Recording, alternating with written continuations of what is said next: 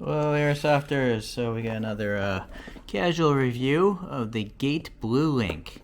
I have a Gate Airsoft gun, of course, and this Blulink is a Bluetooth module that I believe goes in between the battery and the connector, and then it talks wirelessly to your phone, so you can program the thing.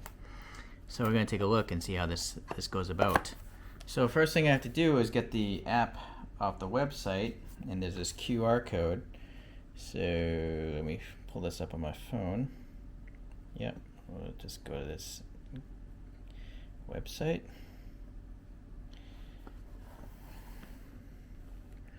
Let's see.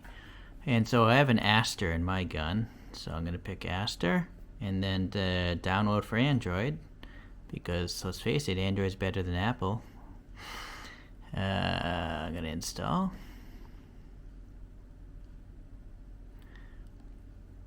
Alright, while that's happening, let's take a look at this box here. Open this guy up. It says it's got a 2-year warranty, 24-month warranty, so that's pretty nice. You know, makes me feel good about my purchase. Alright, so here, battery up to 17 volts, and the connector goes in between the battery and your gun. Alright, simple enough. Quick start guide. Let's see what's on here. Congratulations, there's a QR code again.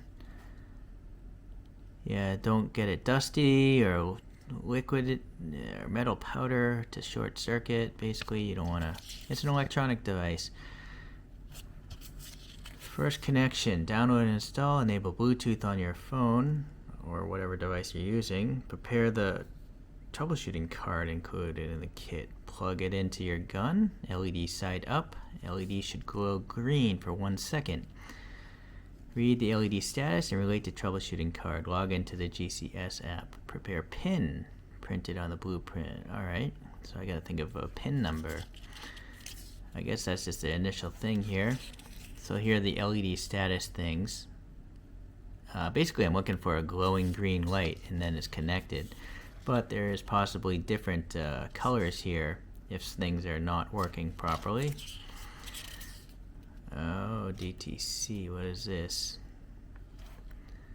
I don't know what DTC means. Diagnostic trouble codes. Okay, now we know that. So this is a pretty good instruction manual. Overcurrent protection, so that's good. Short circuit protection, over temperature protection, under voltage 2, all sorts of protection, under voltage 3. So this is seems like a really well thought out product, just like the Gate Aster. So here's my PIN number, apparently. So I'm gonna guess you can't use this PIN number because it's gonna be on my program. Alright, and there's the troubleshooting card you can keep handy. So that's nice, and there we go. Not sure if the box needs to be this large, but it is. Let's see if there's anything else in here. Connector adapters, and what kind do we have? I think this box is now empty. So in here we have some T-plugs, just additional T-plugs in the event maybe these break off. I don't see how they would. Looking at this thing, those are some solid soldering connections there. So alright, this is the back side. It's got this clear shrink wrap on it, and there's some sort of serial number on it. It says a 2-year warranty. Alright, back to this thing here. I think, yeah, there it is. So it looks like this icon, GCS. I have to check the user agreements and the privacy policy, and I'm going to just continue with Google. Alright, so I gotta enable Bluetooth. Let's go in here and do that. There we go. And then I'm gonna hit plus here. Add device. Bluetooth is on. Bluetooth permission needed. Oh, now I guess I gotta hook it up to the gun. Alright, so here's the connector on the back of my Specna Arms rifle. Then it's pretty idiot proof because there's males and females on this thing, so this must go into this. And and then the battery must go into that. There's a blue flashing. So now it's probably waiting for my phone to find it. Oh, I guess it's on now. Bluetooth permission allow. So my phone is doing something. Bunch of blue dots filling up.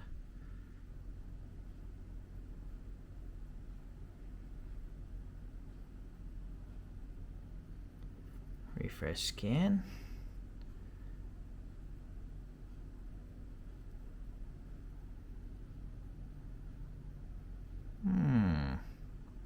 So this is not as idiot proof as an idiot like me is trying to figure out. Let me back out and try this again. No device is found. Refresh scan.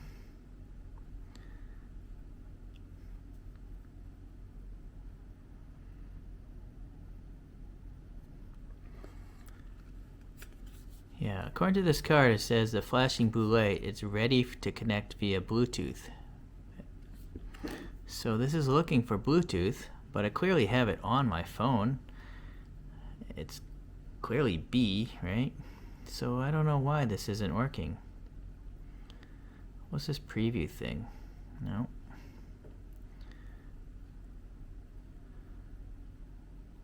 So you have a feeling you have to enter that PIN number. But why didn't it? Oh, alright, so now it finally showed up. So this thing, the PIN number, let me go and do that, hold on. Alright, so that PIN number from that little card is in there. Touch device to open its menu. Or next, tap an old device for quick actions. Next, this is like some sort of tutorial. Configuration mode is this icon up here. Go to configuration mode, change the settings, device. Though shooting is not possible in this mode, follow all safety precautions. Right, okay.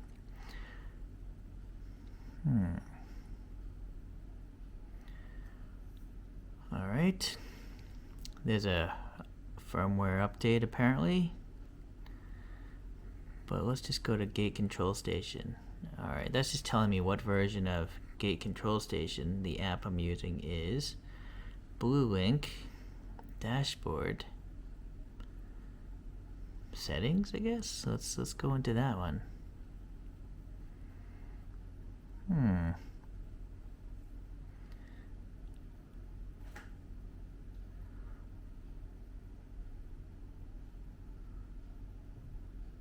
It says you can only connect one Bluetooth device at a time. That makes sense.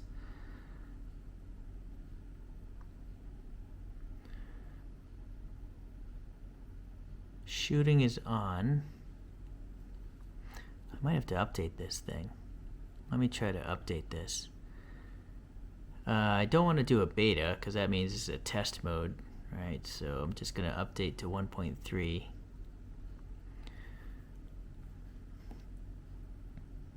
Installing.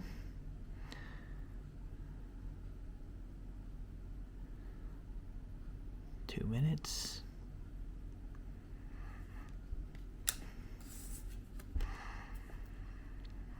You'll see this thing went orange, and I'm trying to read the card. So this card is quite handy. It says here, orange, Blulink is transmitting firmware data. Wait until the data is transmitted. Keep the device close to the Blulink. So orange is literally updating this physical card connected to my gun.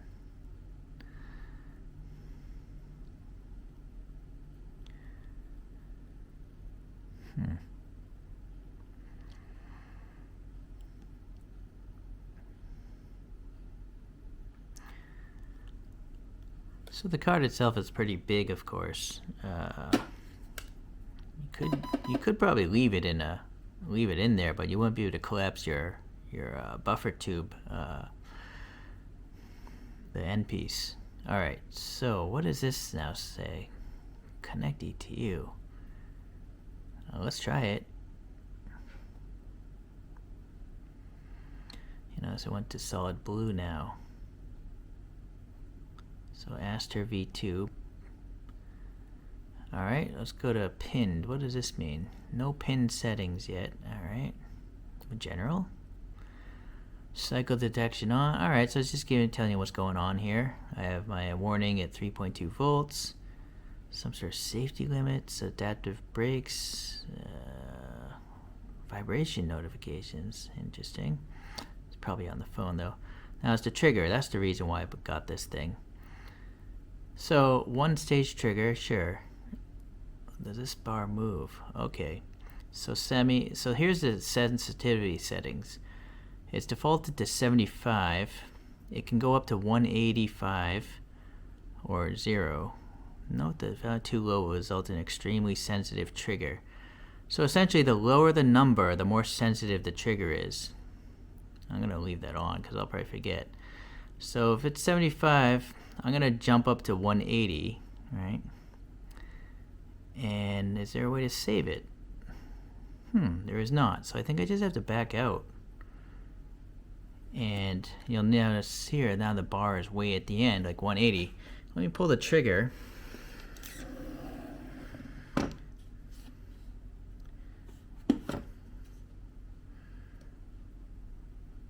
Oh, I see. The gun isn't going to fire. But it'll tell you graphically on this. You'll see here there's a white bar filling up here. So let me put this phone down here. So I have to pull that far before it actually it won't. There. I have to fully pull this trigger back before it'll fire. So that's interesting. Now let's go and do that again. But now we'll drop this down to 39 or 22. Back out. Now let's see this white bar, right? So only a tiny amount versus pulling the whole trigger back. Might be hard for you guys to see me moving this trigger with my finger in the way. So right now, you see the end. You can try to watch the tip of the trigger. Maybe 1-2 millimeters it would fire there, but if it's at the really low sensitivity 185, you'll see this end is moving like a good 5-7 millimeters. Alright, anyways, I'm gonna have mine around 50, and then obviously I can change that. 2-stage trigger. Interesting. I'm not sure why you would have a 2-stage trigger. Oh. So now I know. So the first stage would be just semi-auto, right? But if I go further, I'll go to full auto. But, you know, my indoor fields are not going to allow any full auto at all. So for me, I can't use a 2-stage trigger. But if I was playing like outdoors, I'm sure, you know, those fields would allow that to happen. But that's cool. All right, so I can just turn that off, and then everything goes away. Very neat. All right, so I'm liking this a lot. You know, you can program the safe, semi-auto, the modes of firing without a Bluetooth thing. You just do it through the trigger. But you can't adjust the sensitivity, so that's the reason why I bought this whole Bluetooth thing in the first place. Alright, rate of fire, selector. Yeah, you can actually do this without this program here. But in my case, I don't like auto because my place doesn't allow any auto. So I just have safe, semi, because I have accidentally moved this thing to full auto, you know, just playing, knocking it around. So that's a lot easier.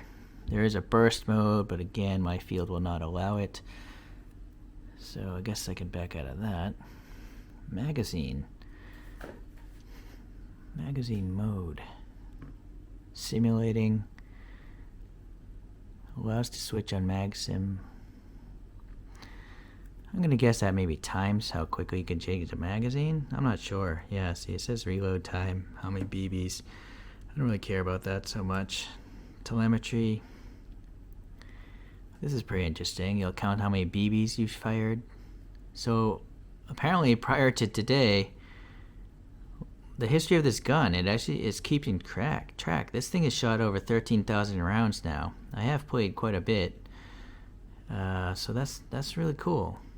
And I guess it's been turned on and off 95 times. That's what I'm assuming session means. So it's pretty much like an odometer. You know, it's kind of like a used car. You can find out how many miles the thing has run. Motorcycle time. Last, nah, it's not in there. Maybe this starts after with the Bluetooth. I'm not sure. Interesting. The Blulink has a temperature sensor in it. It's in Celsius though. Maybe you can change in the settings. Let's try the settings if we can go to Fahrenheit. Oh, shooting is on. Oh. Alright, so you know what? Sorry. Battery drain, voltage of the battery currently, peak current. This is awesome. Naturally, you don't need any of this to really enjoy playing Airsoft, but it's nice to have little stats like this. It's kind of nerding out, right? I can change the voltage protection settings. Or can I? Is that what that is? Let's see. Oh yeah, it vibrates, I guess, to tell you when the thing is at a low voltage. So that's interesting. Virtual status. Unavailable. Install status ready firmware. Oh, I think status is a computer that these guys make. You can actually put a computer onto your gun and it'll talk to this Bluetooth thing and it'll show you like the rounds you're shooting and all that stuff, but maybe that'll come on a different day. What is an Asg Calculator? So BB weight, joules, feet per second, ball speed. Maybe it's calculating or estimating the energy in the feet per second. Interesting. Alright, let's get back to that trigger, because that's the main reason why I got this thing. Trigger.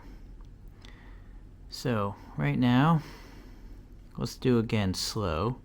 175. Oh, you see? That's kind of weird. No, it is in shooting mode, so I should be able to pull the trigger.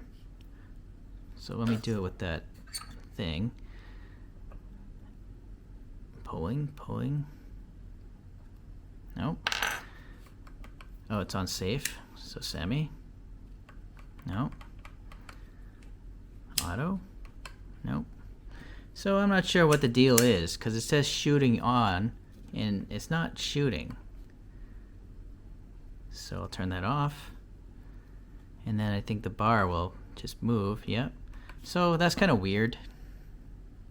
Unless I could be missing something. Oh well. This device. Okay. Aster V2 new firmware available. I thought I just did that. Oh, no, I don't want that. Standard.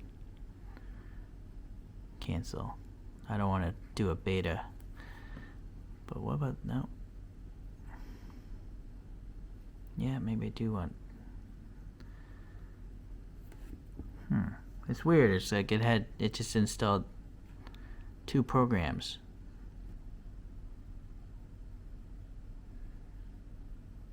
Alright, so I guess it's successful. I'm not sure what this upgrade would mean. So you can buy an advanced version of the software, but it's 35 euros. And then I'm not sure why this says,